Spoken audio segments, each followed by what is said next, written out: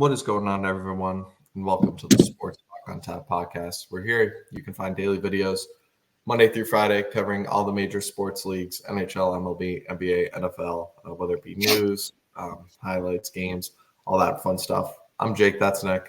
And in today's NHL episode, we got to give our shout out and credit to what was a murder in Game 4. For whatever reason, Mavericks and Oilers decide to lose the first three and then beef up the goals in Game 4 to solidify that they wouldn't get swept. And, that'd be great if this was like goal differential series. But at the end of the day, it comes down to one game at a time. And I think Florida and Boston are just going to have to share that same mentality where it's just one game at a time. If you're Florida, you still took 1-2 in Edmonton. You're up 3-1 heading back home.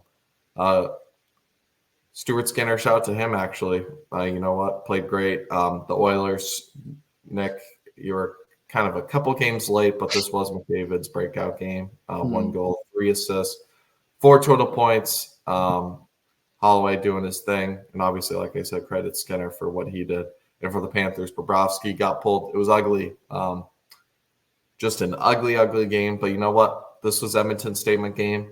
It was, just they wanted it more, obviously. They played desperate. They didn't want to get swept in front of their home crowd. They wanted to at least bring us back to Florida, the state of hockey. And you know what? Got to respect them for that. It was an ass whooping from start to finish, really. They jumped off early. 2 couple quick goals. Tarasenko answered for Florida, but then it was 6 straight to end the game for Edmonton. So 8-1 victory. But if you're Florida at the end of the day, no matter how embarrassing that was, hockey is really one of those games where you just kind of flush it down the toilet like baseball and move on to the next one. Just got to be ready in front of those home fans, still not worried. I mean, you're up 3-1. You're still basically most of the momentum, although Edmonton did take a good chunk of it winning that game. But you're still heading home for 2 out of these last 3 games. You are, in my opinion, obviously the better team. It's just one of those. It was just one of those days, and it happened in the Stanley Cup final in a potential elimination game. But like Boston, the Celtics, that is, I think this is kind of one of those games where they had the champagne bottles ready to pop, and Edmonton said, "Yeah, you're still gonna have to earn it." And the hardest win may be the last win. You know what? Yeah, it's gonna be an exciting Game 5. But you know what? Credit to Edmonton. We always knew this offense was special. That's what got them here. And they showed on the biggest stage in the elimination game when they need it most. But my question is, can they sustain this? Obviously, not scoring 8 goals, but getting 36 shots, getting at least 3 to 4 goals against Bobrovsky. That's what I have questions. Yeah, that's definitely the biggest thing. And when it comes to you saying, I predicted McDavid's breakout game, it's like, is it too little, too late? And I know it's not little.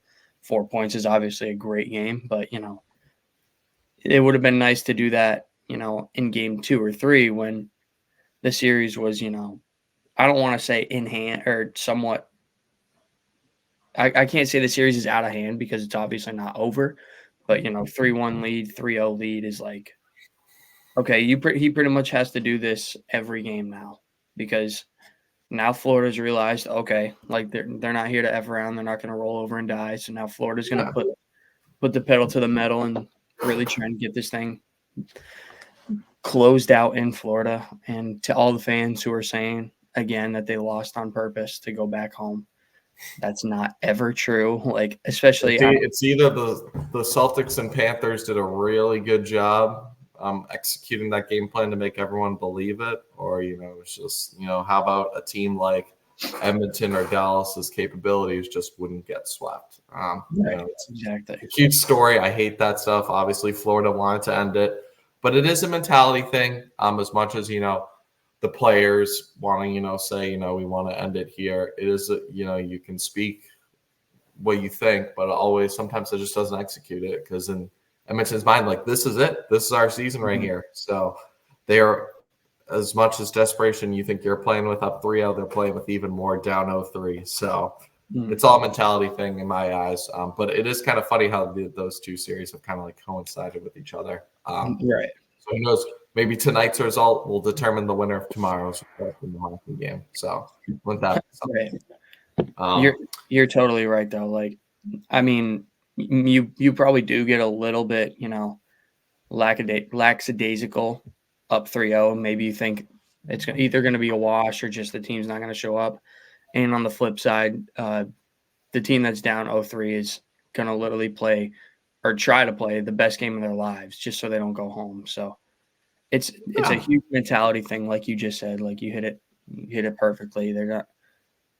It's not like I purposely lost or anything. It's just maybe one team got lazy, or maybe the other team just played the best game of their lives because they had to, because it's all or nothing. Yep, 100% agree. And obviously, shout out Stuart Skinner, because even though this was an 8-1 game, Florida could have had a lot more goals than one. Like maybe it could have been like an 8-5 game, something here. Things get a little crazy if it's like a 6-5 Edmonton lead, and then you don't know what happens. But Skinner held strong in that. And it was just a collective team effort for what obviously was an 8-1 beatdown. So you're going to need a strong team effort all around. But obviously now we had shift back to Florida for Game 5. We're going to be here to preview that tomorrow. But, like we said, Nick, Connor McDavid, one of your favorite players. The Oilers been your team since the Bruins got out. You got to. The great ones always get one. And McDavid wasn't getting swept this time around. I believe he did get swept against the Avalanche 2 years ago in the Western Conference Finals, but he's not going to get swept on the biggest stage, and he proved that tonight, or 2 nights ago now. 4 points, huge effort, and now, everyone probably can't wait for Game 5. Edmonton wants to see if they can carry the momentum, in Florida just wants to celebrate and get that awful taste of what was that Game 4 out of their mouth. Right, definitely. If I'm a Florida fan too, I'd much rather this type of game happen now than say they snuck away with this one and then go back to Florida and win that one 8-1. Then you're like, oh shit! Like these guys. We got to go back to Edmonton.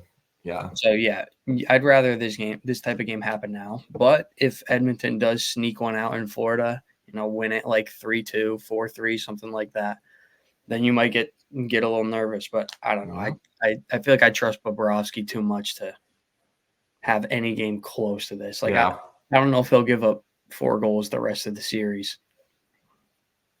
Like in each game, we'll see. That's all the thing. How does he bounce back? Mm-hmm. Yeah, that's a true thing. His mentality. How does he look after getting pulled? Wasn't all his fault, but yeah, should be interesting. But obviously, we'll be here for that big preview tomorrow. Give our predictions of who we think will win. But shout out Edmonton. They give us another couple of days of hockey. For the 2023-2024 NHL season. So we're always thankful for that. As we have really obviously you like Edmonton, I like Florida, but we have no allegiance in the series. So it's just good to see more hockey. With that being said, make sure to like, subscribe if you enjoy this kind of content. We'll catch you in the next one. Peace.